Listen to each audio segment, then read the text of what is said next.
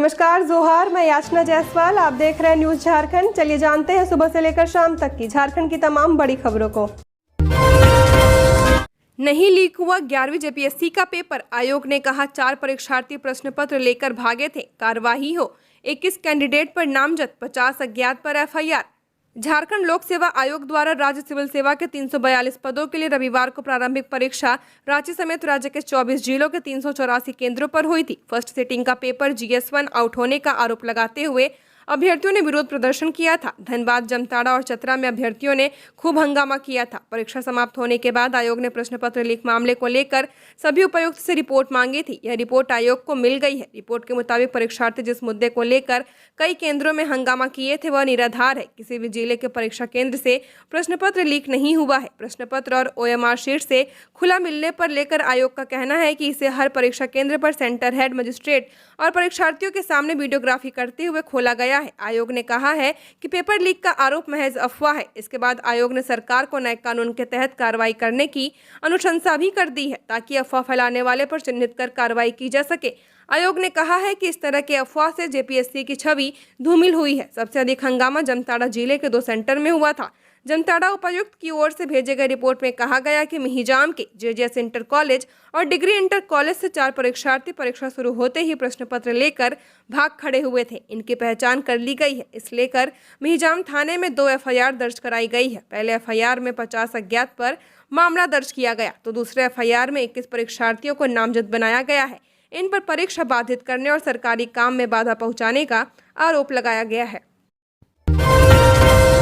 शिबू सोरेन की बहू और विधायक सीता ने झामुमो छोड़ी, विधायकी से भी इस्तीफा। कहा मेरे खिलाफ साजिश हुई, बीजेपी में शामिल होने की चर्चा। झारखंड के पूर्व मुख्यमंत्री हेमंत सोरेन की भाभी और विधायक सीता सोरेन ने मंगलवार को झारखंड मुक्ति मोर्चा से इस्तीफा दे दिया है। उन्होंने विधायक पद से इस्तीफा दे दिया है। सीता सोरेन हेमंत के जेल जाने के 48 दिन बाद चंपई सोरेन को CM बनाए जाने से नाराज चल रही थी। चर्चा है कि वो भाजपा में शामिल हो सकती हैं। सीता सोरेन JMM सुप्रीम शिबू सोरेन की बड़ी बहू हैं। इसके अलावा वे दुमका के जामा से 3 बार की विधायक और पार्टी की केंद्रीय महासचिव भी हैं। सीता सोरेन ने शिबू सोरेन को इस्तीफा भेजा है। उन्होंने लिखा, मेरे और मेरे परिवार के खिलाफ साजिश रची जा रही है, इससे दुखी हूं। मैं अपनी प्राथमिक सदस्यता से इस्तीफा दे रही हूं। सीता सोरेन ने अपने इस्तीफे में लिखा है, मैं सीता सोरेन झारखंड मुक्ति मोर्चा के केंद्रीय महासचिव एवं सक्रिय सदस्य, वर्तमान विधायक हूं। आपके समक्ष अत्यंत दुखी हृदय के साथ अपना इस्तीफा पेश कर रही हूं और मेरा परिवार लगातार उपेक्षा का शिकार कर रहे हैं। पार्टी और परिवार के सदस्यों द्वारा हमें अलग थलग किया गया है, जो कि मेरे लिए अत्यंत पीड़ादायक रहा। झारखंड में 21 मार्च तक बारिश का येलो अलर्ट, वज्रपात भी होगा, ओलावृष्टि की चेतावनी। मौसम विभाग ने आज भी बारिश का अलर्ट जारी किया है। सुबह से ही मौसम का मिजाज बदला हुआ है, जबकि कई जिलों में बारिश भी शुरू हो चुकी है। मौसम विभाग के अनुसार शाम तक जोरदार बारिश के साथ वज्रपात की चेतावनी जारी की जा रही है। इसके लिए येलो अलर्ट भी किया गया है। यह अलर्ट रांची समेत गुमला, खुंटी, सिमडेगा, सिंहभूम और लोहरदगा में भारी बारिश के लिए किया गया है। इससे पहले सोमवार 18 मार्च को झमाझम बारिश के साथ वज्रपात और ओलावृष्टि भी हुई है। मौसम विभाग 21 मार्च तक रांची समेत अन्य जिलों के लिए चेतावनी जारी कर चुकी है। पूर्वी सिंहभूम, पश्चिमी सिंहभूम, सिमडेगा, सरायकेला, खरसावां, देवघर, धनबाद, दुमका, गिरिडीह, गोड्डा, जामताड़ा, पाकुड़ व साहेबगंज, बोकारो, गुमला, हजारीबाग, खुंटी और रामगढ़ में मेघ गर्जन के साथ तेज हवा चलेगी। मौसम वैज्ञानिक ने बताया कि हवा की अधिकतम रफ्तार 40 से 50 किलोमीटर होगी। इस दौरान वज्रपात भी हो सकती है। यह प्रभाव 21 तक रहेगा। इसके साथ कल 20 मार्च को राज्य के उत्तरी, पूर्वी, दक्षिणी और मध्य हिस्से में बारिश होगी। इसमें रांची, रामगढ़, हजारीबाग, गुमला, बोकारो, खुंटी, पूर्वी व पश्चिमी सिंहभूम, सिमडेगा और सरायकेला, खरसावां, उत्तर पूर्वी हिस्से में धनबाद, देवघर, दुमका, गिरिडीह, गोड्डा, जामताड़ा में बारिश की संभावना है। खबरों में आगे बढ़ने से पहले अगर आपने अभी तक इस चैनल को सब्सक्राइब नहीं किया है तो सब्सक्राइब कर ले, जिससे आपको झारखंड की हर छोटी बड़ी खबर के अपडेट मिलते रहे। तो चलिए बढ़ते हैं खबरों की ओर। सीता सोरेन ने दिल्ली में थामा बीजेपी का हाथ, पार्टी में शामिल होने पर जाहिर की खुशी। PM मोदी की तारीफ में पढ़े कसीदे। झामुमो छोड़ने के बाद सीता सोरेन मंगलवार 19 मार्च को दिल्ली में भारतीय जनता पार्टी में शामिल हो चुकी हैं। झारखंड के प्रदेश प्रभारी लक्ष्मीकांत वाजपेयी, विनोद तावड़े, संजय मयूर ने सीता को पार्टी की सदस्यता दिलाई। बीजेपी ज्वाइन करने के बाद सीता सोरेन ने कहा कि मेरे ससुर और पति की अगुवाई में झारखंड राज्य बना। इसके लिए मेरे पति ने संघर्ष किए और संगठन बनाए, लेकिन इतने साल बीतने के बाद भी हमें जहां जाना चाहिए था वहां तक हम नहीं पहुंच पाए हैं। राज्य में आदिवासी अभी भी उपेक्षित हैं। खनिज संपदा होने के बाद भी राज्य के लोग रोजगार के लिए पलायन कर रहे हैं। आज के समय में भी झारखंड विकास से कोसों दूर है। झारखंड को न्याय दिलाना है, राज्य को झुकने नहीं देंगे, राज्य को ऊपर ले जाएंगे। इन्हीं सभी विषयों को लेकर बीजेपी ज्वाइन किया है। मोदी जी की सोच से प्रभावित होकर हमने यह कदम उठाया है। राज्य के सभी 14 लोकसभा सीट पर कमल खिलेगा, यह मैं पार्टी को विश्वास दिलाती हूँ। झारखंड में 1 से 11 सीट तक पहुंचा बीजेपी का ग्राफ, कांग्रेस का सुपड़ा साफ, 4 चुनावों का हाल अलग। झारखंड राज्य गठन के बाद 2004 में हुए लोकसभा चुनाव के बाद भाजपा का दबदबा बढ़ता गया। तब 1 सीट ही भाजपा जीत सकी थी। अगले चुनाव में 8 तो वर्तमान लोकसभा में 12 सीटों पर काबिज है। 2009 के चुनाव को छोड़ दे तो मत प्रतिशत भी चुनाव दर चुनाव बढ़ता रहा। इसके उलट कांग्रेस का मत प्रतिशत लगातार गिरता रहा। सूबे में लोकसभा सीटों की वर्तमान स्थिति देखी जाए तो भाजपा के पास 14 में से 11 सीटें हैं, जबकि चुनाव से पहले सांसद गीता कोड़ा के भाजपा में शामिल हो जाने से कांग्रेस का खाता शून्य हो चुका है। राज्य कर्मियों का वर्दी भत्ता बढ़ाकर हुआ 5,000 रुपए सालाना। राज्य के पात्रता प्राप्त कर्मियों को मिलने वाले पोशाक व वर्दी भत्ता में बढ़ोतरी कर दी गई है। 4th ग्रेड कर्मियों को इसका लाभ मिलेगा। राज्य सरकार ने केंद्र के अनुरूप पोशाक व वर्दी भत्ता साल में एक बार जनवरी माह में वेतन के अलावा देने का फैसला लिया है। पहले 4th वर्गीय कर्मचारियों को पोशाक व वर्दी भत्ता 2,500 रुपए वेतन के अतिरिक्त मिलता था, जिसे अब बढ़ाकर 5,000 रुपए सालाना किया गया है। वर्दी की सामग्री एवं सिलाई खर्च सहित शीतकालीन ग्रीष्मकालीन वर्दी के रूप में वर्दी की पात्रता रखने वाले कर्मियों को यह राशि दी जाएगी। यह राशि हर साल जनवरी माह में वेतन के अलावा मिलेगी। हालांकि अब पोशाक या वर्दी के रखरखाव के लिए धुलाई भत्ता अलग से भुगतान नहीं किया जाएगा। यह इसी में अनुमान्य होगा। वहीं महंगाई भत्ता की दर में 50% की वृद्धि होने पर हर साल 25% वर्दी भत्ता भी बढ़ेगा। इस आशय का संकल्प वित्त विभाग ने जारी कर दिया है। दोस्त ने लड़की को शादी में बुलाया, घर पहुंचाते वक्त नीयत हुई खराब, बीच रास्ते में गैंगरेप। खूंटी जिले के कर्रा थाना क्षेत्र में एक नाबालिग लड़की के साथ गैंगरेप का मामला सामने आया। बताया जा रहा है कि लड़की रांची की रहने वाली है। पुलिस ने चारों आरोपियों को गिरफ्तार कर लिया है। मामला शुक्रवार की रात का है। बताया जा रहा है कि पीड़िता की एक लड़के से ऑनलाइन दोस्ती हुई थी, जिसके बाद वो लड़के के बुलाने पर खूंटी के हल्दीगड़ा विवाह समारोह में शामिल होने पहुंची थी। शादी से लौटते वक्त 4 लोगों ने उसके साथ गैंगरेप किया। लड़की शनिवार को थाना पहुंची और एफआईआर दर्ज कराया, जिस पर त्वरित कार्रवाई करते हुए पुलिस ने चारों आरोपियों को पकड़ लिया। चारों हल्दीगाड़ा गांव के ही रहने वाले हैं। आरोपियों में अनीश उर्फ जीतू मुंडा, विमल मुंडा, प्रकाश मिंज और विजेश मुंडा शामिल हैं। एसपी अमन कुमार ने बताया कि गिरफ्तार आरोपियों से एक अनीश उर्फ जीतू मुंडा की पीड़िता से ऑनलाइन दोस्ती हुई थी। उसी ने अपने यहाँ शादी में लड़की को बुलाया था। विवाह समारोह खत्म होने के बाद लड़की का दोस्त अनीश शुक्रवार देर रात 2 स्कूटी से अपने 3 दोस्तों के साथ पीड़िता को वापस उसके घर पहुंचाने जा रहा था। इसी दौरान हल्दीगड़ा जंगल में चारों लड़कों की नीयत खराब हो गई और आरोपियों ने पीड़िता के साथ सामूहिक दुष्कर्म की घटना को अंजाम दिया। पीड़िता ने थाना पहुंचकर मामले की जानकारी दी तो पुलिस ने त्वरित कार्रवाई करते हुए सभी आरोपियों को गिरफ्तार कर लिया। सिल्ली में हाथियों का उत्पात जारी, ग्रामीण दहशत में। सिल्ली प्रखंड के गांवों में हाथियों के आतंक से लोग परेशान हैं। पिछले कई दिनों से करीब 40 हाथियों का झुंड सिल्ली के अलग अलग इलाके में शरण लिए हुए है। ये हाथी रात होते ही गांवों में धावा बोल रहे हैं और उत्पात मचा रहे हैं। बीती रात लोटा के चापाटाड़ में हाथियों ने धावा बोला और मंजीत साहू के 1 एकड़ जमीन पर दी गई चहारदीवारी को क्षतिग्रस्त कर दिया। ग्रामीणों के मुताबिक अभी भी हाथी अलग अलग झुंड में आसपास के वनों में छिपे हुए हैं। वन विभाग के मुताबिक हाथी भगाओ दल हाथियों को भगाने में लगा हुआ है। झामुमो को सिंघुम और कांग्रेस को लोहरदगा सीट मिलना तय, आईएनडीआईए गठबंधन में अब कहां फंसा पेच। आईएनडीआईए के बीच सीटों के बंटवारे को लेकर सहमति बन चुकी है। कांग्रेस 7, झामुमो 5 और राजद और भाकपा माले एक सीट पर प्रत्याशी देंगे। कुछ सीटों पर अंतिम निर्णय कांग्रेस के आलाकमान को करना है। यही वजह है कि दल की ओर से आधिकारिक रूप से इस पर बयान नहीं दिया जा रहा है। हालांकि झामुमो को सिंघभूम और कांग्रेस को लोहरदगा सीट मिलना तय माना जा रहा है। एक दिन पहले कांग्रेस के संसदीय कार्य मंत्री आलमगीर आलम ने भी इस बात को लेकर संकेत दे दिए हैं। दूसरी ओर झामुमो अंतिम निर्णय होने तक आधिकारिक रूप से कुछ नहीं कह रहा है। झामुमो की कोशिश है कि कम से कम एक और सीट पाले में आए, लोहरदगा सीट को अपने खाते में करने को लेकर झामुमो का दबाव है। हालांकि कांग्रेस इस सीट को छोड़ने के लिए तैयार नहीं है। होली के रंग में रंगने लगा है हजारीबाग, बाजार में उड़ने लगे हैं रंग गुलाल। फगुआ यानी होली यानी रंगों का त्यौहार। हजारीबाग में अब होली का रंग चढ़ने लगा है। बाजार में रंग अबीर गुलाल उड़ने लगे हैं। बाजार में गुलाल बिकने लगे हैं। सभी प्रमुख बाजारों चौक चौराहों पर पिचकारियां रंग अबीर गुलाल बिकने लगे हैं। जगह जगह विभिन्न सामाजिक राजनीतिक संगठन की ओर से होली मिलन समारोह के आयोजन का सिलसिला शुरू हो चुका है। लोगों ने होली की तैयारियां शुरू कर दी हैं। घरों की साफ सफाई का भी दौर शुरू हो गया है। होली को लेकर कपड़ों का भी बाजार गर्म हो चुका है। लोग कुर्ता पाजामा की खरीदारी करने लगे हैं। बच्चे से लेकर बड़े बुजुर्ग तक कपड़ों की खरीदारी में जुट गए हैं। हजारीबाग के मेन रोड मटवारी कोर्रा सहित कई जगहों पर कपड़ों की खरीदारी के लिए बाजारों में लोगों की भीड़ उमड़ रही है। खादी के कुर्ता पायजामा साड़ी की भी खरीदारी खूब हो रही है। बाजार में 500 से लेकर 2000 तक के कुर्ता पायजामा उपलब्ध हैं। इसके अलावा खादी के बंडी की भी काफी डिमांड रही है। बाजार में फूलों से निर्मित गुलाल की भी बिक्री हो रही है। पूर्व सीएम हेमंत सोरेन के प्रेस सलाहकार अभिषेक प्रसाद ने माना माइनिंग लीज में मिली थी प्रशासनिक मदद।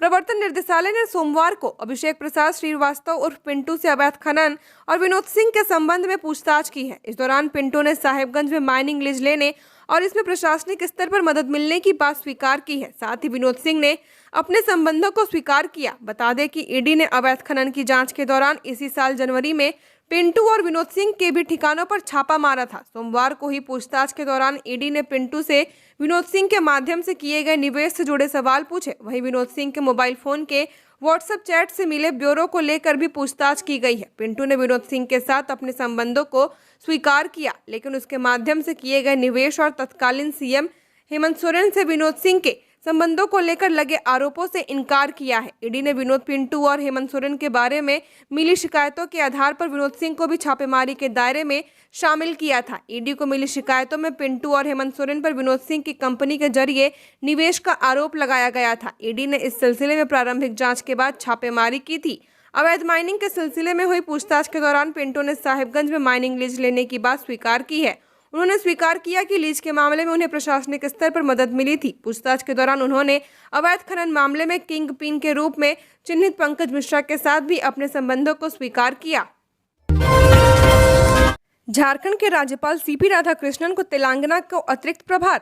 झारखंड के राज्यपाल सीपी राधाकृष्णन को तेलंगाना का अतिरिक्त प्रभार दिया गया है। बता दें कि तेलंगाना के राज्यपाल तमिलिसाई सौंदरराजन ने अपने पद से इस्तीफा दे दिया है। उनका इस्तीफे को राष्ट्रपति द्रौपदी मुर्मू द्वारा मंजूर कर लिया गया है। इस वजह से झारखंड के राज्यपाल सीपी राधाकृष्णन को तेलंगाना के राज्यपाल का अतिरिक्त प्रभार मिला है। राष्ट्रपति द्रौपदी मुर्मू ने तेलंगाना के राज्यपाल और पुडुचेरी के उपराज्यपाल के रूप में डॉक्टर तमिलिसाई सौंदरराजन का इस्तीफा स्वीकार कर लिया है। राष्ट्रपति ने नियमित व्यवस्था होने तक झारखंड के राज्यपाल सीपी राधाकृष्णन को अपने कर्तव्यों के अलावा तेलंगाना के राज्यपाल और पुडुचेरी के एलजी के कार्यों का निर्वहन करने के लिए नियुक्त किया है। पिता ने बेटी की गला रेतकर की हत्या। शराब के नशे में रेता गला, पास ही बैठा रहा। पड़ोसियों ने पहुंचाया अस्पताल।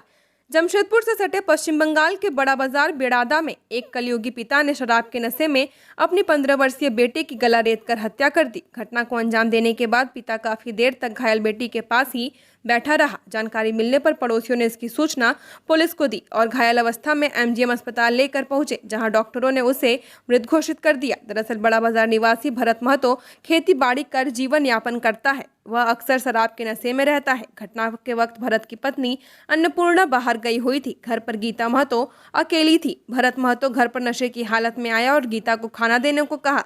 इसी दौरान दोनों के बीच विवाद शुरू हो गया, जिसके बाद भरत ने सब्जी काटने वाले चाकू से गीता का गला रेत दिया। इधर पुलिस ने भरत को हिरासत में ले लिया है। लोकसभा चुनाव 2024 आदर्श आचार संहिता उल्लंघन पर होगी कड़ी कार्रवाई। 24 घंटे निगरानी रखने का डीसी ने दिया निर्देश। लोकसभा चुनाव 2024 में आदर्श आचार संहिता का सख्ती से अनुपालन करने और उस पर 24 घंटे निगरानी रखने के लिए जिला प्रशासन ने बैठक की है। इसके साथ ही न्यू टाउन हॉल में static surveillance team, flying squad team, video viewing team, video surveillance team एवं अकाउंटिंग टीम को प्रशिक्षण दिया गया। डीसी माधु मिश्रा ने मीडिया को जानकारी देते हुए बताया कि 16 मार्च को लोकसभा चुनाव 2024 की घोषणा होने के साथ ही आदर्श आचार संहिता लागू हो गई है। इसके लागू होते ही निजी एवं सार्वजनिक स्थानों से सभी राजनीतिक दलों के बैनर, पोस्टर, झंडे, फोटो, पेंटिंग इत्यादि हट जाने चाहिए। ऐसा नहीं होने पर इसे एमसीसी का उल्लंघन माना जाएगा और आयोग के नियमानुसार कार्यवाही की जाएगी। सीसीएल जारंगडीह कांटा घर के पास हाईवा से दबकर युवक की मौत। कोयला उतारने के दौरान हुआ हादसा। बेरमो अनुमंडल के सीसीएल कथारा एरिया अंतर्गत जारंगडीह कोलियरी कांटा घर के समीप चलती हुई हाईवा से कोयला उतारने के क्रम में फिसलकर हाईवा के नीचे आकर दबने से एक व्यक्ति की मौत हो गई। मृतक की पहचान पेटरवाड़ थाना क्षेत्र के खेतको गांव निवासी लक्ष्मण यादव के 35 वर्षीय पुत्र विनोद यादव के रूप में की गई। घटना की सूचना पाकर मृतक के परिजन सहित काफी संख्या में खेतको के ग्रामीण जारंगडीह कांटा घर पहुंचकर मुआवजे की मांग को लेकर कांटा घर का काम बंद करवा दिए। सूचना पाकर सीसीएल जारंगडीह परियोजना के पीओ परमानंद गोइन, कार्मिक पदाधिकारी एससी पासवान, बोकारो थर्मल थाना के पुलिस निरीक्षक शैलेंद्र कुमार सिंह, अनि धनंजय कुमार सिंह, सअनी पंकज कुमार भारद्वाज घटनास्थल पर पहुंचे तथा मामले की जानकारी ली।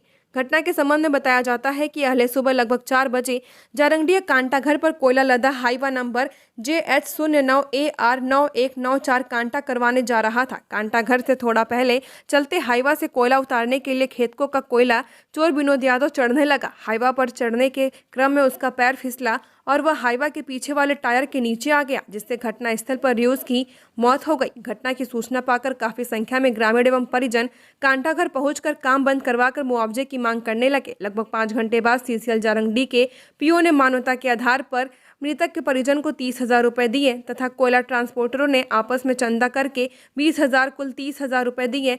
साथ ही इंश्योरेंस की राशि भी परिजनों को दिलवाने का आश्वासन दिया। डीएसपी प्रमोद मिश्रा पहुंचे ईडी कार्यालय। अवैध खनन मामले में होनी है पूछताछ। डीएसपी प्रमोद मिश्रा मंगलवार को ईडी कार्यालय में तकरीबन सुबह 11 बजे उनके सवालों के जवाब देने के लिए उपस्थित हुए। अवैध खनन के सिलसिले में आज उनसे पूछताछ की जानी है। प्रवर्तन निदेशालय ने डीएसपी प्रमोद मिश्रा को समन भेजकर 19 मार्च को रांची स्थित क्षेत्रीय कार्यालय में हाजिर होने का निर्देश दिया था। उन्होंने साहेबगंज में अपने पदस्थापन के दौरान उन्होंने बरहरवा टोल विवाद को लेकर दर्ज प्राथमिकी का सुपरविजन 24 घंटे के अंदर कर पंकज मिश्रा और आलमगीर आलम को निर्दोष करार दिया था। टोल विवाद को लेकर दर्ज प्राथमिकी के जांच अधिकारी पूछताछ के दौरान ईडी के समक्ष स्वीकार कर चुके हैं कि जांच निष्पक्ष तरीके से नहीं हुई। बता दें कि प्रमोद मिश्रा से पहले पूछताछ भी हो चुकी है। उन पर पंकज मिश्रा से न्यायिक हिरासत की अवधि में गलत तरीके से मिलने का भी आरोप है। प्रमोद मिश्रा ने ईडी के समन को झारखंड हाईकोर्ट में चुनौती भी दे चुके हैं। उन्होंने याचिका दायर कर कहा था कि पुलिस के कार्य में ईडी को हस्तक्षेप करने का कोई अधिकार नहीं है। उनका कहना था कि संविधान के अनुसार विधि व्यवस्था राज्य का विषय है, इसमें ईडी को हस्तक्षेप कहीं से भी संवैधानिक नहीं है। रांची में अंतर्राष्ट्रीय कॉल सेंटर का खुलासा। विदेशी इंटेलिजेंस के नाम पर होती थी ठगी। रांची में अंतर्राष्ट्रीय कॉल सेंटर के नाम पर चल रही ठगी के नेटवर्क पर बड़ा खुलासा किया गया है। सीआईडी की साइबर क्राइम ब्रांच की टीम ने इस गिरोह का खुलासा किया है। डीजी अनुराग गुप्ता ने बताया कि सीआईडी यह शिकायत मिली थी कि रांची के किशोरगंज चौक स्थित बीएम हाइट के एक कार्यालय से विदेशी नागरिकों को फोन कर इंटेलिजेंस एजेंसी के नाम पर धमकाकर पैसों की ठगी की जा रही है। जिसके बाद सीआईडी की टीम ने सोमवार की देर रात बीएम हाइट में चल रहे कॉल सेंटर पर छापेमारी की। सीआईडी साइबर क्राइम ब्रांच की टीम सोमवार पूरी रात तक छापेमारी करती रही। सीआईडी और I4C के साइबर एक्सपर्ट कॉल सेंटर में मौजूद 40 से ज्यादा कंप्यूटर को जब्त कर उसकी जांच कर रहे हैं। इस मामले में अभी और खुलासा होना बाकी है। जब्त किए गए सिस्टम की जांच की जा रही है। कॉल सेंटर के नाम पर चल रहे इस फर्जीवाड़ा को अंजाम देने के लिए संचालकों ने 30 IT एक्सपर्ट रखा था। कॉल सेंटर में 2 शिफ्टों में काम चलता था। कॉल सेंटर में काम करने वाले सभी युवक युवतियों से सीआईडी की टीम आज पूछताछ करेगी। सड़क हादसे में 2 की मौत। ब्रेकडाउन होकर रास्ते में खड़े टर्बो ट्रक से टकराई बाइक। शादी में शामिल होने जा रहे थे सभी। चानो खलारी बिजुपाड़ा मार्ग में चानो थाना क्षेत्र के लुकाया ढोडहा के समीप सड़क हादसे में 2 युवकों की मौत हो गई। वहीं एक अन्य युवक घायल हो गया। मृतकों में चोड़ा गांव निवासी 20 वर्षीय ऋतिक महली और बुड़मू थाना क्षेत्र के साड़म गमरिया निवासी 17 वर्षीय अनीस उराव है। वहीं चोड़ा गांव के ही रहने वाला नीरज उराव नामक युवक घायल है। बताया जाता है कि ऋतिक अपने दोस्त अनीश और नीरज के साथ R15 बाइक पर सवार होकर शादी समारोह में भाग लेने चानो के पतरातू तेतर टोली जा रहा था। तभी लुकाया ढोडहा के निकट ब्रेकडाउन होकर सड़क किनारे खड़ी एक टर्बो ट्रक से इनकी टक्कर हो गई। टक्कर इतनी जबरदस्त थी कि मौके पर ही ऋतिक की मौत हो गई, जबकि गंभीर रूप से घायल अनीश की मौत इलाज के लिए ले जाने के क्रम में रास्ते में हो गई। अवैध कागजात के जरिए ट्रांसपोर्टिंग कर रहे 6 हाईवा जब्त। गाड़ी मालिक समेत कई के खिलाफ प्राथमिकी दर्ज। अवैध कोयला का कारोबार से रामगढ़ जिले का पुराना नाता है। वैसे तो रामगढ़ को कोयले की मिनी राजधानी के रूप में जाना जाता है और कुछ मंडी पूरे देश में प्रसिद्ध है, लेकिन हम आपको कुछ रेलवे साइडिंग से हो रहे कोयले के गोरख धंधा के बारे में बताने जा रहे हैं, जिसका खुलासा तब हुआ जब रामगढ़ पुलिस ने 6 कोयला से लदे हाईवा को जब्त कर कागजातों की जांच की।